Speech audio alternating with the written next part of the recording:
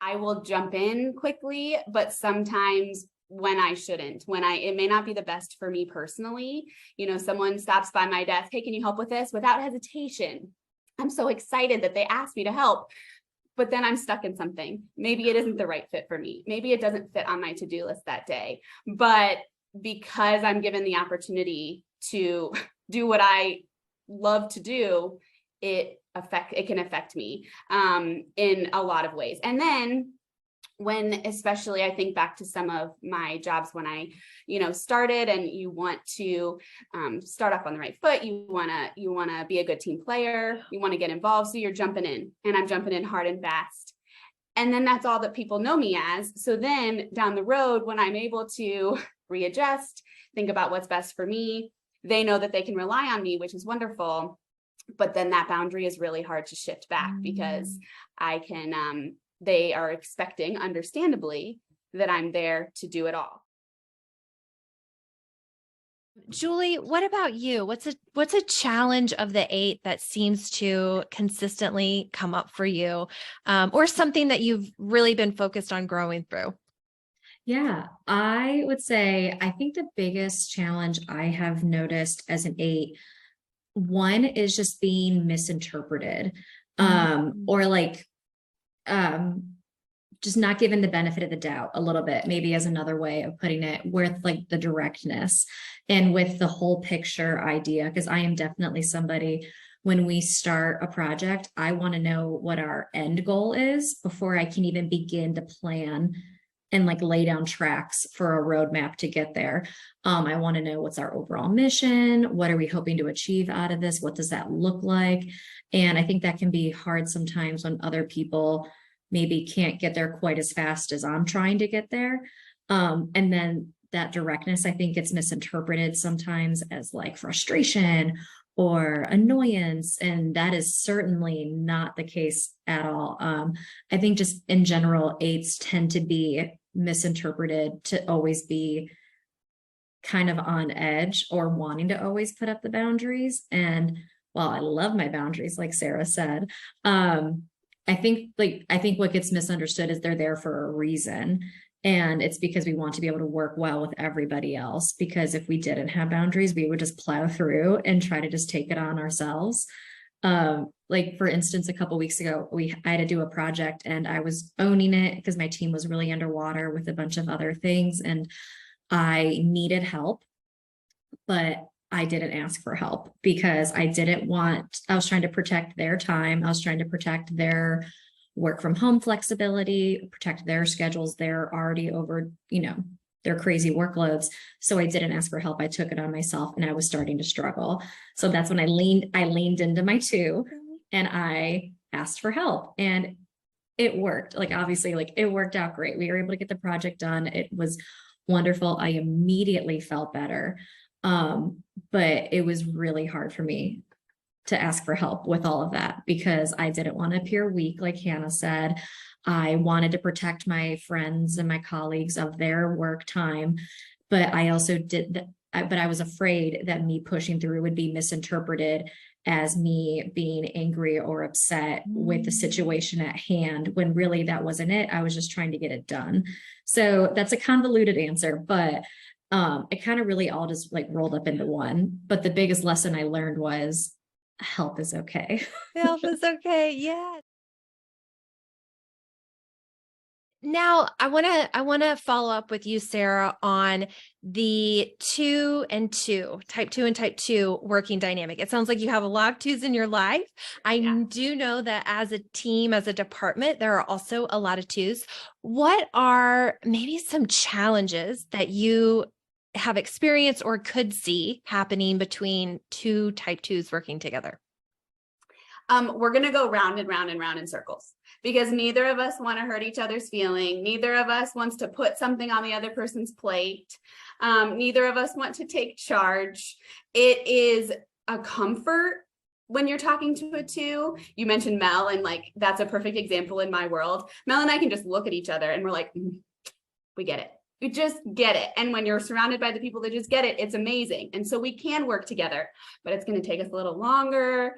We're going to do the whole, like, how are you? How was your weekend? We're going to do the deep dive before we get to the work. And so, I wouldn't say our efficiency isn't there. It just takes a little bit longer than when 2 8s work together. They're boom, boom, boom, get it done. And we have to cover all of our bases before we get there. And so I also think looking at the 2 pool in our office, we're all, which I would say this with every single type with multiples in our office, we're all slightly different. And so there is the adjustment piece too. When you're talking to someone, it's so nice to know, now that we've done so much work in our office, what type they are, because you can instantly kind of understand. But it is interesting to see, even if it is a fellow 2, how we could still have 2 totally different approaches to what we're doing, or ways of thinking, or ways of talking. But at our core, we are motivated the same. We understand each other, and we can get there. Love that. Well, I don't think you're alone with the misinterpretation challenge. That's something that I hear from other 8s. And one example that we'll talk about sometimes is someone else is experiencing them as really angry, and then the 8 is so confused because they are presenting as passionate in their minds. I'm curious, just as a follow-up question, is there anything else that you have found helpful for other 8s that might also be struggling with this, to help get or be misinterpreted less? Yeah, absolutely. Because it's funny enough, our larger team has a lot of 2s. We have a lot of 2s on our team.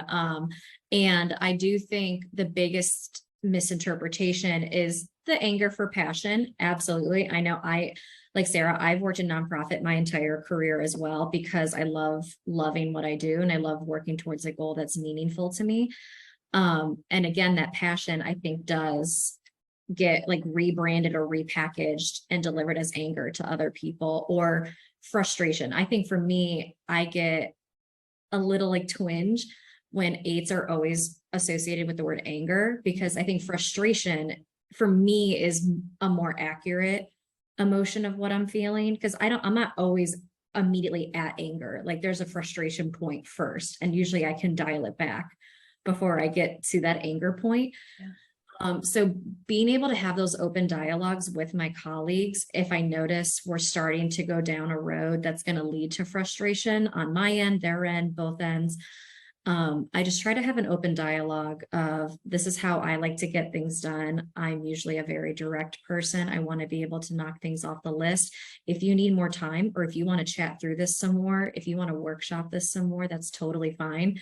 I just want to be able to like budget for that accordingly with our time frame, just all these things, I think just having that open dialogue of what I need, and then asking them what they need, and finding that middle ground has been so helpful, because they're not misinterpreting my need to keep the line moving forward, and I'm not denying them the time they need to be able to brainstorm, to empathize, ask me how my weekend was, those type of things. So I think just being open about it and then owning it has been so helpful.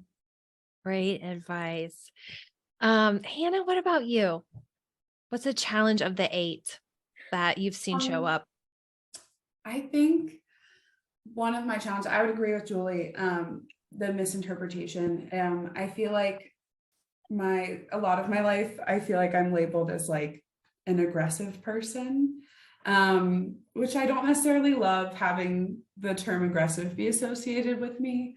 And then I think another one of my challenges is kind of that vulnerability side, and how when we are going into our disintegration point, we kind of just shut down, and we just like retreat into ourselves. And like that very much happened to me on Monday. We had a whole situation where everything was going wrong every step of the way, and I was being just like very blunt with people, but I also was just like shutting down. I remember I was like in the room at one point, and I felt like I was just disassociating. I was like staring off into the distance and like not really saying anything, because I was so frustrated with the whole situation. And it was just funny. One of our colleagues noticed and she looked at me, she's like, do you like sushi? Do we need to go get some sushi, get a drink after this? So I think that can be hard too, because when you retreat into yourself and you pull away, it's not really helping solve the situation. And luckily there were other people in the moment that were kind of helping solve the situation and suggesting ideas, but definitely wasn't my best moment and my best self of just like completely shutting down and not, because I also didn't want people, I didn't want to be seen as aggressive and angry, even though I was like very much inside. I pulled Julie aside into the hallway. I said, will you go to the bathroom with me? Because I knew that I could vent to her and she would understand, because it wasn't, I didn't want to come off angry and aggressive to anybody else, but I knew that that's how it would come off. And so I just shut down. Wasn't the best moment, but you know, we're learning. Yes, right. And we won't always do the right thing all the time, or whatever is the right thing anyway. So, yeah, that can be very real. That's also very common for eights. And that, like you were saying, that kind of arrow to the 5 to kind of shut down, isolate.